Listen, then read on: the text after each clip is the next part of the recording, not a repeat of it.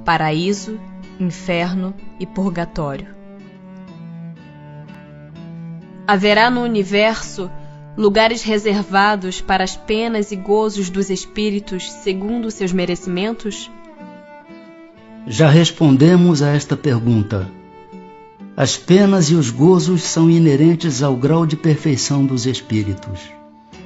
Cada um tira de si mesmo o princípio de sua felicidade ou de sua desgraça.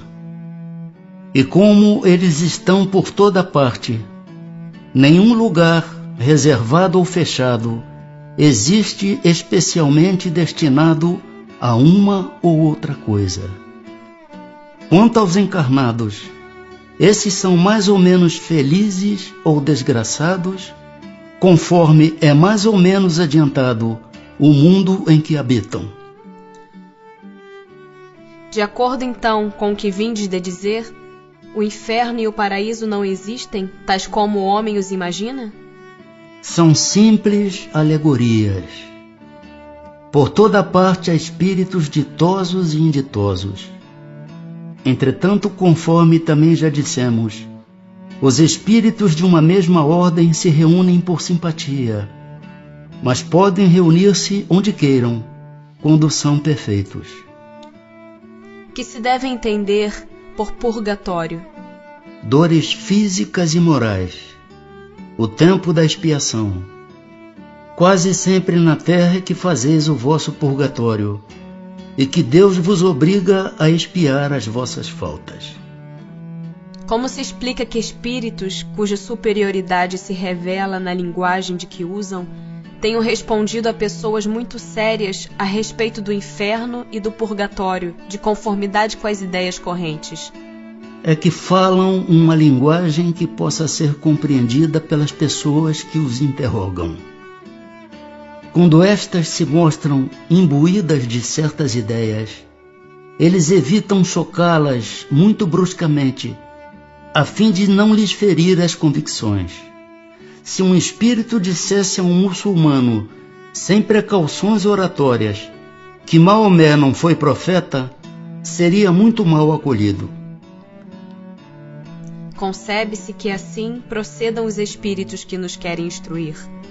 Como, porém, se explica que, interrogados acerca da situação em que se achavam, alguns espíritos tenham respondido que sofriam as torturas do inferno ou do purgatório? Quando são inferiores e ainda não completamente desmaterializados, os espíritos conservam uma parte de suas ideias terrenas, e para dar suas impressões, se servem dos termos que lhes são familiares. Acham-se num meio que só imperfeitamente lhes permite sondar o futuro. Essa a causa de alguns espíritos errantes ou recém-desencarnados falarem como o fariam se estivessem encarnados.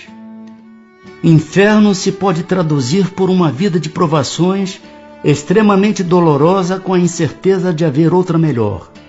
Purgatório, por uma vida também de provações, mas com a consciência de melhor futuro.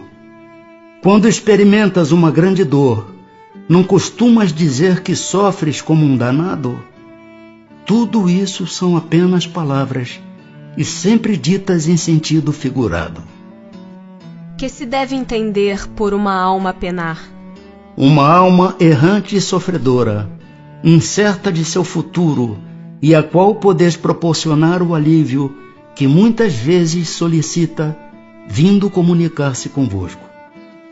Em que sentido se deve entender a palavra céu? Julgas que seja um lugar como os campos elíseos dos antigos, onde todos os bons espíritos estão promiscuamente aglomerados, sem outra preocupação que a de gozar pela eternidade toda de uma felicidade passiva? Não. É o espaço universal. São os planetas, as estrelas e todos os mundos superiores, onde os espíritos gozam plenamente de suas faculdades, sem as tribulações da vida material, nem as angústias peculiares à inferioridade. Alguns espíritos disseram estar habitando o quarto, o quinto céus e etc. Que queriam dizer com isso? Perguntando-lhes que céu habitam, é que formais ideia de muitos céus dispostos como os andares de uma casa. Eles então respondem de acordo com a vossa linguagem. Mas por estas palavras, quarto e quinto céus, exprimem diferentes graus de purificação e, por consequência, de felicidade. É exatamente como quando se pergunta a um espírito se está no inferno. Se for desgraçado, dirá, sim, porque para ele, inferno é sinônimo de sofrimento. Sabe, porém, muito bem que não é uma fornalha. Um pagão diria estar no Tártaro. Em que sentido se deve entender estas palavras do Cristo? Meu reino não é deste mundo. Respondendo assim, o Cristo falava em sentido figurado. Queria dizer que o seu reinado se exerce unicamente sobre os corações puros e desinteressados. Ele está onde quer que domine o amor do bem. Ávidos, porém, das coisas deste mundo e apegados aos bens da terra, os homens com ele não estão. Poderá jamais implantar-se na terra o reinado do bem? O bem reinará na terra quando entre os espíritos que a vêm habitar, os bons predominarem, porque então farão que aí reinem o amor e a justiça, fonte do bem e da felicidade. Por meio do progresso moral e praticando as leis de Deus, é que o homem atrairá para a terra os bons espíritos e dela afastará os maus. Estes, porém, não a deixarão, senão quando daí estejam banidos o orgulho e o egoísmo. Predita foi a transformação da humanidade, e vos avizinhais do momento em que se dará. Momento cuja chegada apressam todos os homens que auxiliam o progresso. Essa transformação se verificará por meio da encarnação de espíritos melhores, que constituirão na terra uma geração nova. Então, os espíritos dos maus, que a morte vai ceifando dia a dia, e todos os que tentem deter a marcha das coisas, serão daí excluídos, pois que viriam a estar deslocados entre os homens de bem, cuja felicidade perturbariam.